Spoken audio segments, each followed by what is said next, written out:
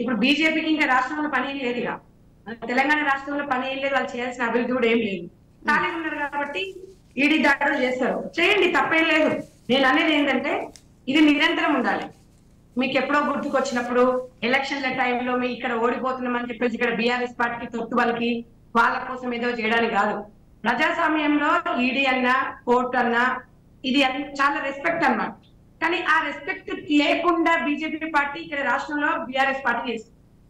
ఇప్పుడు మీరు నేను చూసింది కదండి, ఎక్కువ శాతము కాంగ్రెస్ పార్టీ వాళ్ళ మీదనే వీళ్ళు ఈడీ దాడులు చేయడం జరుగుతుంది. నేను అనేది ఏంటంటే ఇన్ని రోజులు ఎందుకు ఈడీ దాడులు చేయలేదు అనుకుంటా.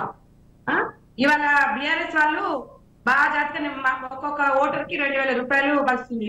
మరి అక్కడ వచ్చి చూడొచ్చు కదా, అక్కడ చూడకుండా వీళ్ళు చేసేసి ఇక్కడేమో రాష్ట్ర ప్రభుత్వం తక్కువ తిన్నదా, ఇప్పుడు రైతు బంధు అట, రైతు బంధు వేయండి, మేము కాదంటలేము.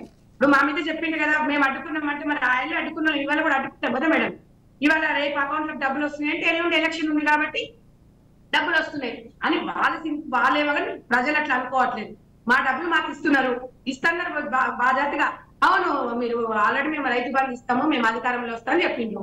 ఇప్పుడు లేట్ వేస్తున్నారు. ఆ ఒక్కరోజు ఎంతమందికి వేస్తారంటే భయం అనేది అయ్యి. లేకపోతే బీజేపీ పార్టీ అట్లా అంత ఈజీగా చేయలేదండి. వీళ్ళు కుమ్మక్క అయిపోయి ఎక్కడెక్కడ వీకున్నాం ఎట్లా ఉందంటే మనకు మైనస్ ఏంటి అనేది చూసుకున్నారు వాళ్ళు. ఇప్పటికిప్పుడు అకౌంట్ వేసినంత మాత్రాన కారు గుర్తు కొట్టేస్తారో లేకపోతే బీజేపీ కొట్టేస్తారో నేనైతే అనుకోను. అది మేమనేది ఏంటంటే కాంగ్రెస్ పార్టీ 10 సంవత్సరాల నుంచి అధికారంలో లేదండి. తెలంగాణ ఇచ్చిన తర్వాత తెలంగాణ రాష్ట్రంలో రావకాశం లాగా అయిపోయింది, అందరికీ తెలిసింది. అది అవన్నీ చూస్తా ఉన్నారు.